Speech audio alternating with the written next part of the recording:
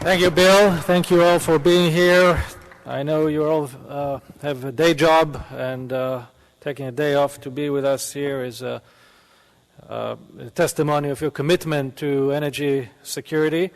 Tonight, after this event wraps up, we have a State of the Union address, and President Obama will report before Congress where things stand. And I've been referring to previous State of Union addresses of the past 25 years, and 24 of them really dedicate more than a paragraph to the issue of our dependence on oil.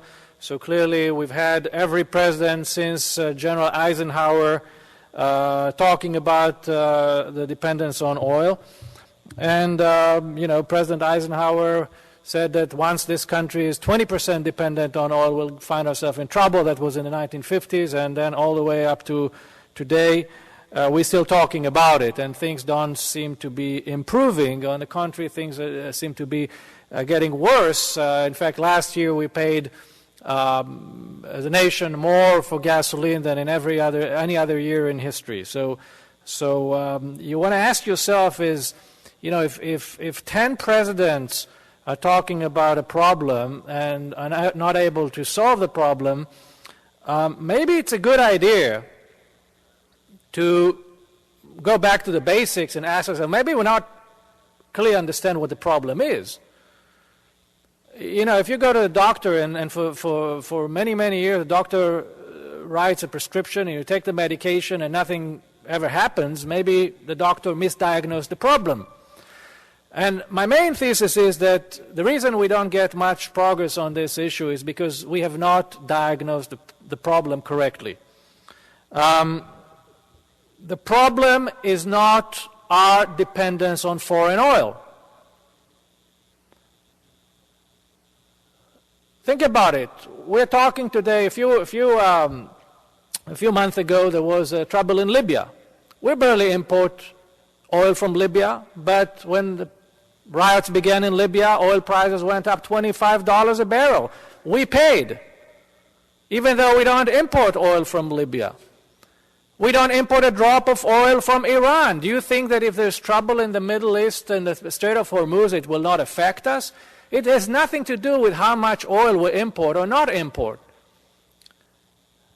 In fact, our dependence on foreign oil has been going down quite drastically over the past 7 years. In 2005, we imported 60% of our oil.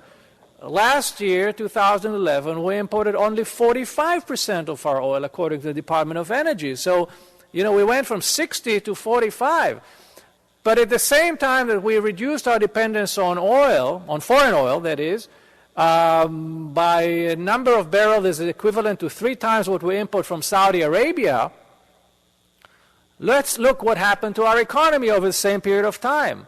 Well, our national oil bill went up from about 250 million barrels of $250 billion to $375 billion. In other words, it went up by 50%. That's the amount of money that we pay as a nation to import our oil. The share of oil in our trade deficit went up from 33% to 52%. And what we pay at the gas station went up by 65%. So something is clearly wrong with this picture. We are less dependent on foreign oil, but we become poorer. So clearly something is wrong with our method. We need to understand what is the problem. The problem is not how much we import. Even if we had a president that was the driller-in-chief, and he said, drill everywhere, and we become 100% self-sufficient in oil. We don't even import oil from Canada, okay? Let's imagine what happened. Would that insulate us from troubles in the Middle East? Would that reduce the amount of money that the Saudis and the Iranians and the Venezuelans make per barrel? Would OPEC be less influential in the world sphere? Absolutely not. Because, and it was mentioned before, The problem is that we do not have control over the price of oil. The real problem is not how much we import. It is not how much we consume even. We don't care how many bananas we import. We import 100% of our coffee that we drink every morning, but we don't care about where the coffee is coming from, what's the price, because we have competition. If something is wrong with the supply of coffee, we can drink tea, we can drink hot chocolate, whatever you want. The problem is the monopoly of oil over the transportation sector. And that means monopoly not only in cars and trucks, it's in ships, it's in planes. The transportation sector underlies world commerce. And world commerce underlies the global economy. And oil has a virtual monopoly over the transportation sector by virtue of the fact that every car, truck, ship, and plane that is deployed anywhere around the world is warranted and is made to run on oil and oil alone, with the exception of some of the cars that you have here, but the flex-fuel vehicles. But let's look at the big numbers. We put on the road last year 13 million cars in America. Most of them, if you open the manual, you read the manual, it says you can only use gasoline. Okay? So that is the problem.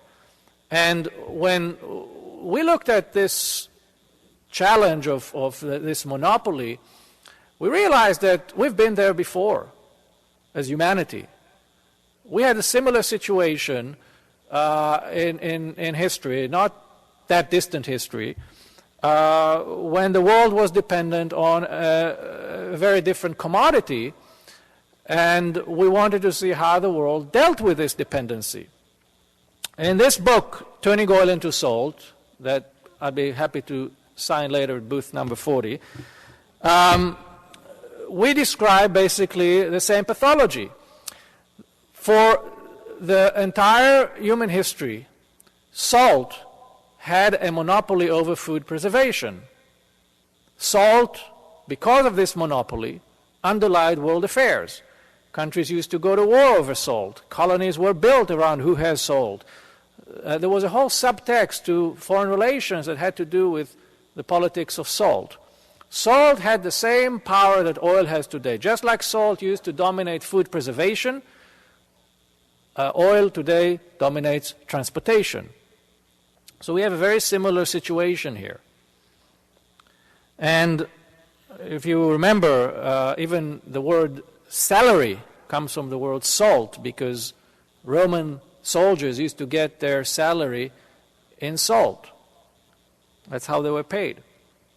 Now, 200 years ago, in fact, this month 200 years ago, Napoleon was considering his march into Russia. He started building up the Grand Armée, 450,000 soldiers that marched into Russia, and only 25,000 came back. It's one of the worst military disasters in history. Napoleon was very concerned about his salt dependency. He realized that when the armies march on their stomachs, and if you want to supply your army with food, you need a lot of salt. So he was always very preoccupied, just like today we are very preoccupied with our oil dependency. At that time, the leaders of that time were very preoccupied with their salt dependency. And he introduced a prize to the person that could find a solution to France's salt dependency. And long and behold came a French chef by the name of Nicolas Apperet, and he came up with the first form of canning. He found a way to preserve food in cans so that we don't need to cure it with salt. And at the very same time that canning was developed in Europe, refrigeration was developed in Philadelphia, in this side of the Atlantic, by an American inventor. And those two technologies, canning and refrigeration, essentially ended the monopoly of salt over food preservation. From that moment onward, salt lost its strategic status and became just another commodity. I don't know how many people in this room know whether we are dependent on salt or we're not dependent on salt, who are the biggest holders of salt in the world. Anybody knows? Do you care? Well, you don't care because salt is just another commodity. It's not that important.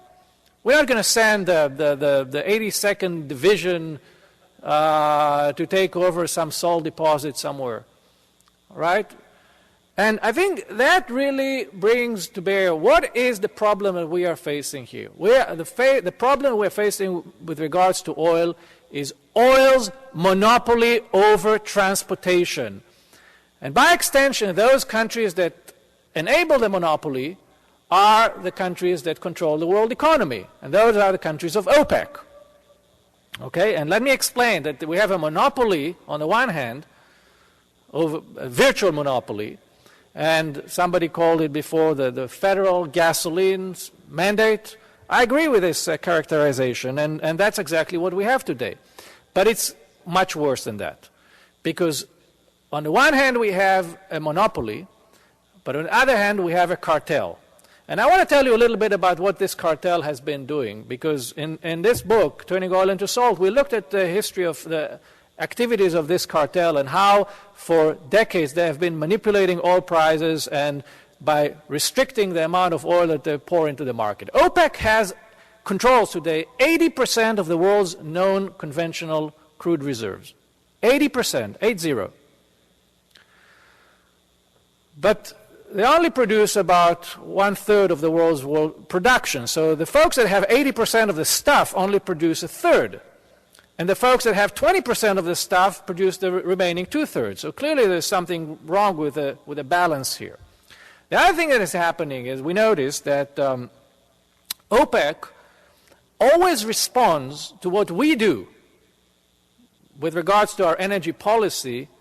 They adjust their production accordingly. So every time we have a president that says, drill, baby, drill, and we become a nation, we begin to drill and increase our production, OPEC decreases its production by the exact same level to keep the same amount of oil in the market. And as you know, oil is a fungible commodity. The price of oil is equal to anybody around the world. Doesn't matter if you are in China or India or US, you pay $100.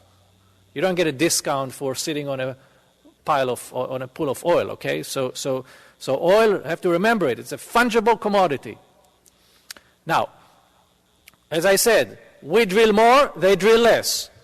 The same thing, by the way, happens when we use less, when we go on a diet and we, for whatever reason, whether because of a recession or because we improve our fuel efficiency standard, because whether we impose gasoline tax, no matter, choose whatever policy that will drive demand less, we drill less, OPEC responds with production cuts. Okay, so the formula to remember here, when we drill more, they drill less. When we use less, they drill less. And that's all you need to understand about the world global market, the world market. That's what you need to understand. It is irrelevant what we do here if we continue the monopoly. If the petroleum standard, if oil remains the only game in town, then every time we respond with static changes, with static responses, OPEC can respond with dynamic responses. And they're always going to have the upper hand, because they sit on the reserves. Now, even more interestingly, if you look at the number of barrels that OPEC produces today, it is almost identical to the number of barrels that they produced 30 or 40 years ago. Just before the oil embargo of 1973, they produced 30 million barrels of oil. Today, they produce 30 million barrels of oil. The world economy doubled. We have China, we have India, we have all of those major drivers in demand. They produce today the exact same number of barrels that they produced almost 40 years ago. It's unbelievable, but at the same time very understandable. Well, and I understand where they're coming from. Well, when you have a group of countries that do not know how to produce anything other than terrorism and oil and a little bit of gas, and they have a fast-growing population that is very young and doesn't pay taxes. You know, a few weeks ago there was a piece in 60 Minutes about Qatar, and they presented Qatar as this paradise on earth, and people don't pay taxes and they get all the goodies. Well, yeah, you don't pay taxes, and you expect to get all the goodies, cradle to grave. Salaries, jobs, housing, subsidies, food, everything. Interestingly, when the Arab Spring started last year, look what happened to the countries that had oil and those countries that don't have oil. Look at Egypt and look at Saudi Arabia. How come the revolution succeeded in Egypt but failed in Saudi Arabia? Well, because the Saudis had the ability to double their budget overnight, which is exactly what happened. The Saudi king was recovering from a surgery here in the United States. Riot started. He went back to his country. And the first thing he did, he doubled the Saudi budget. And now people are getting 50% salary increases across the board, all government employees, free rent, food subsidies, all kind of goodies. And now they're happy. They don't have a reason to go out to the streets and riots. But then the question is, who's paying for it? We are paying for it. And I find it to be amazing that we have this national discussion here in this country about entitlements and social spending and all kind of government programs that we need to cut. And at the same time, our money is funding entitlement programs with Saudi Arabia and Kuwait and Qatar and United Arab Emirates. That's exactly what happens. We are sending our money, more and more of our money, so that they can retire earlier, so they can get higher salaries and free housing. How smart that is. And that will continue to be the case because Saudi Arabia and all of those countries don't have any other way to generate revenue. And a lot of people ask me, what do you think is going to be the price of oil, I don't know, 5 years from now, 10 years from now? And I always say, look, I don't know, but let me look at the Saudi budget. Because all I have to do is figure out what should be the break-even point for the price of barrel for them to stay afloat economically. And that's how you know what will be the price of a barrel. We have a welfare system, an international welfare system, in which we keep in power through our gasoline purchases a group of corrupt, dictatorial, and in some cases primitive dictatorships. And I don't know at what point we're going to wake up and realize that this is one of the biggest follies in history. And by the way, they happen to hate us. I mean, the Iranians and the Saudis hate each other, the Sunnis and the Shiites hate, but you can take it to the bank that they hate us more than they hate each other. It's sort of like they hate each other like, Coke and Pepsi, okay? They compete over who has a more radical ideology and who could destroy Israel faster, things like this. But really, there's not a lot of a difference there. And they certainly don't like us. So, all I'm saying is, let's stop for a minute, realize what is the problem, realize that everything we've done since the Eisenhower days have not been very effective, and we've got to go into a whole different mindset and develop a whole new strategy. And the strategy starts with a very simple word that was raised here before several times, and that is choice. Fuel choice. Okay, why do we need fuel choice? Because, again, if we have cars that do not enable us to use anything other than petroleum, then we are forever going to be beholden to petroleum, and we keep on putting on the road every year 10, 15 million cars that are petroleum only. And by the way, those cars are going to be on the road for 15 years. That's the average life cycle of an American car, okay? So every time you put a new car that can run only on petroleum, it's as if you extended your lease on petroleum dependency for another 15 years. And when you talk to petroleum experts and you ask them, what's going to happen in the petroleum world in 15 years from now? They say, oh, it doesn't look too good. We have China, we have India, we have all these. It doesn't look too good. So why we keep on digging? The first thing you do when you're in a hole, you stop digging. Well, we are digging faster than ever. And so are other countries, by the way. So how do we turn oil into salt? Well, the most important thing we need to do, and it can be done by Congress today with a stroke of a pen, and that is to pass a bill that says that you cannot And I repeat, you cannot sell a car in the United States unless it offers you some subset of fuel choice. And you know what? I'm not going to tell them which technology, which fuel. In some parts of the country, it may be ethanol. In some parts of the country, it may be methanol. In some parts of the country, it could be natural gas, electricity. You decide as a consumer. It's sort of like in my family, you know. I like to drink my coffee black, okay? You saw last night, right? My wife likes a lot of milk in her coffee. My daughter is allergic to milk, so she can have milk, but only soy milk or rice milk, okay? We have choice. I don't want the government to tell me how much milk I need to put in my coffee, and I don't want the government to tell me how much of this and that I need to put in my tank.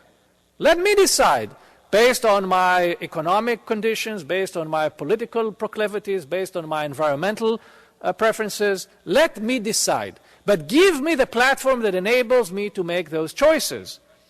So the bill that needs to come out of Congress needs to say this. You cannot sell a car in the United States unless it offers some sort of fuel choice. It can run on gasoline, but also something else.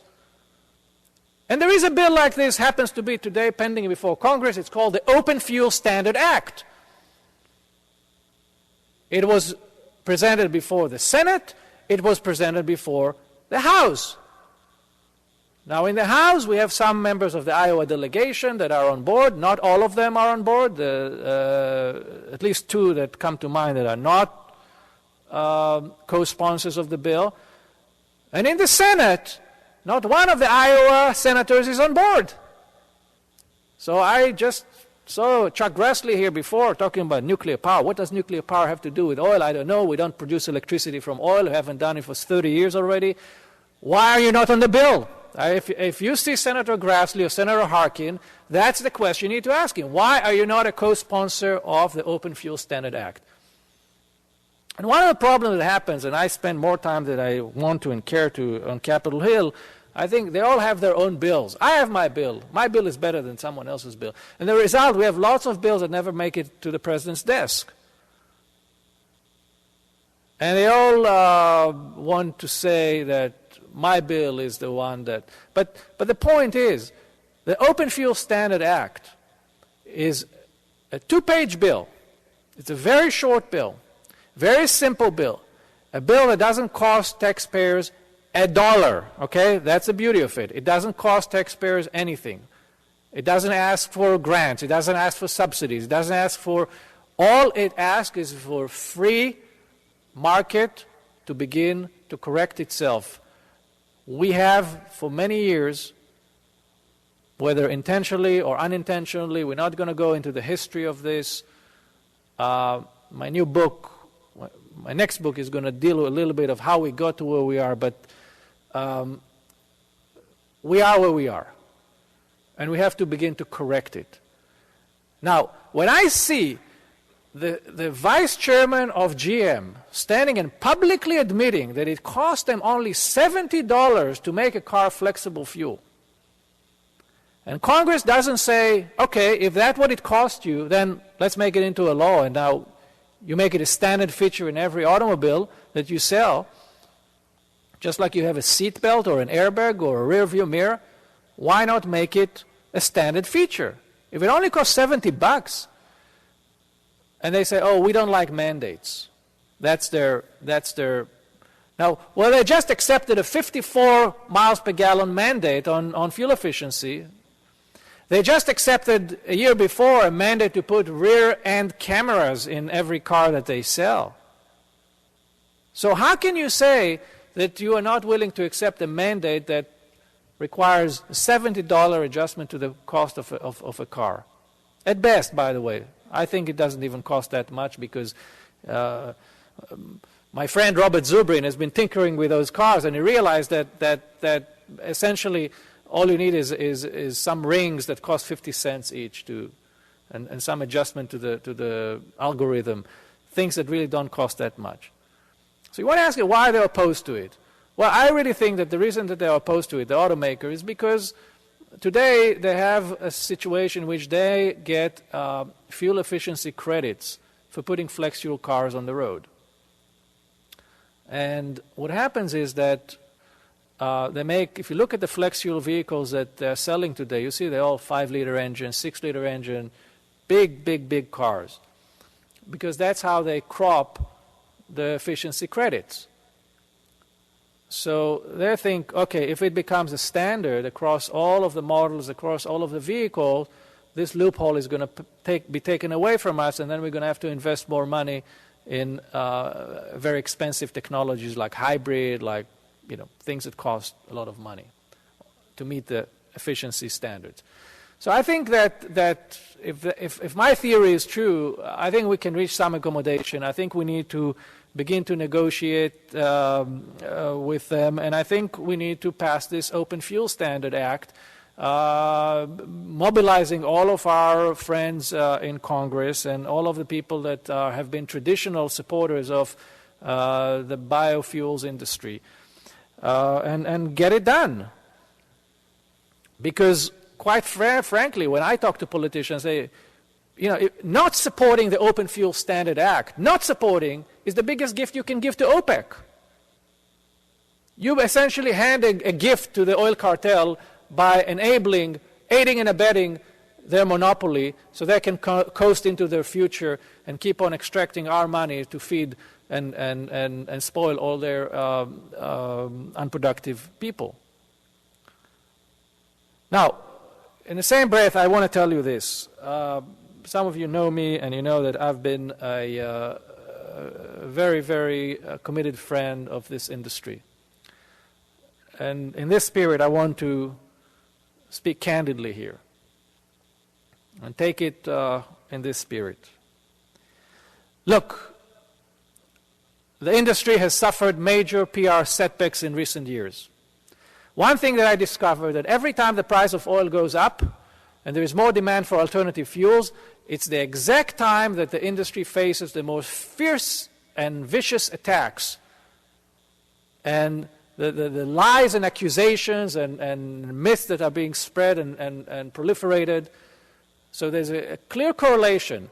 Every time we have high oil prices, we have more bad-mouthing against the only thing that can displace oil.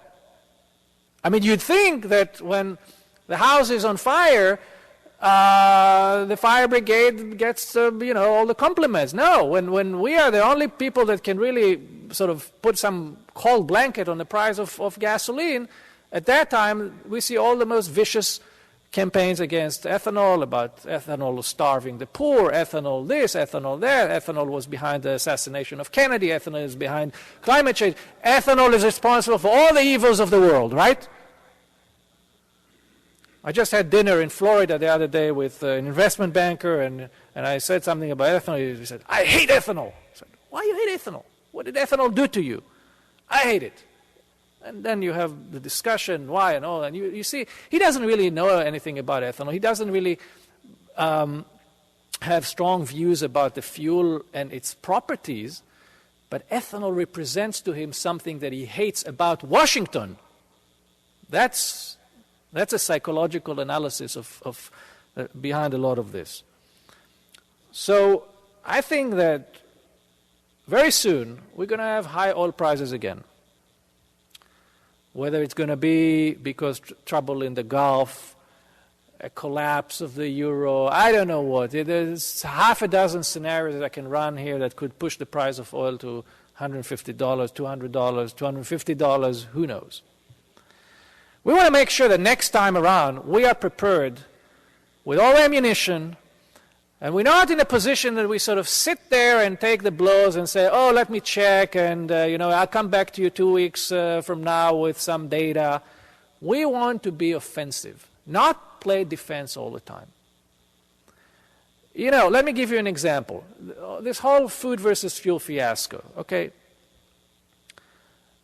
I hear things like, it's immoral to take food and make fuel and burn it in cars. It's immoral. Well, who determines what moral and immoral is? Who owns morality?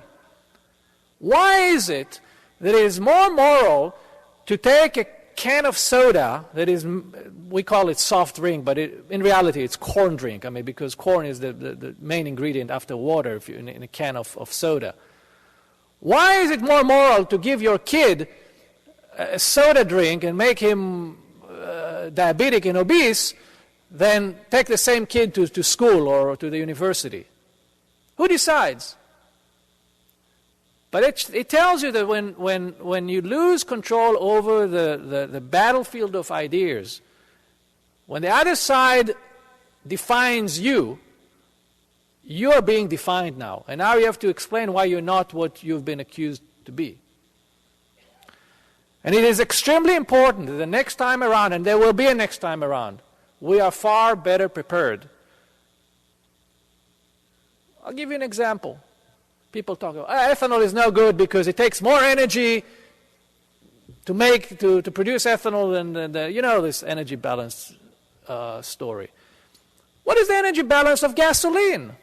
What do you think that when you pump oil out of the ground in Saudi Arabia and then move it to a processing facility and then put it on a tanker and the tanker has to sail across 2 oceans and then it goes to a refinery, that doesn't require energy?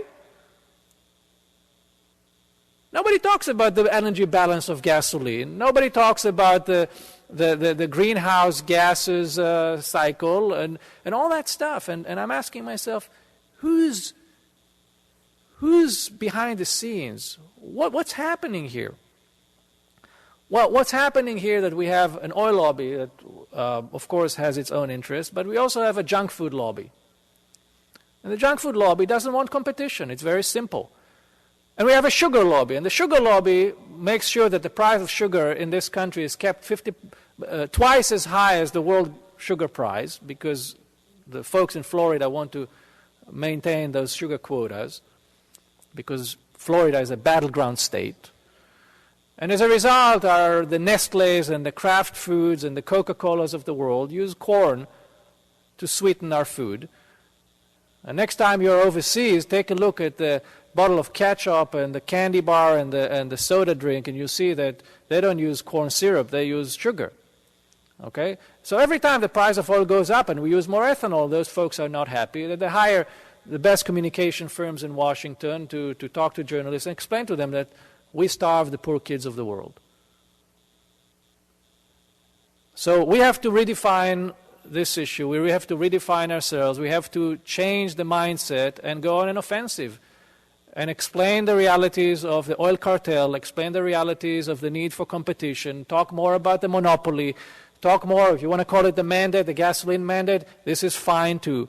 We have to redefine the issue, recapture the playing field, go on an offensive, explain that it's always going to be better to put, even if you're opposed to subsidies, it's always better to subsidize hard-working Americans that happen to pay taxes than America-hating people out there in different countries of the world that the money goes and never comes back and never is being plowed back into the economy just like it is here.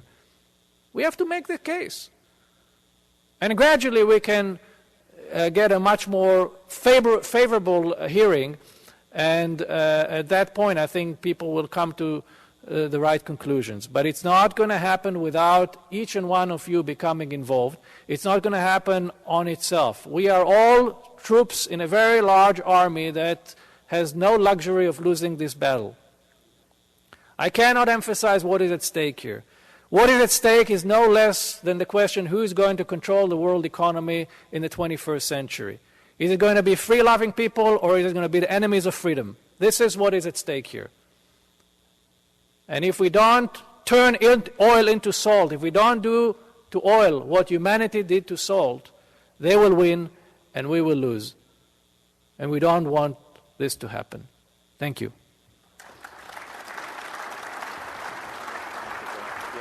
Questions? Sure, if there's time, I don't know if you...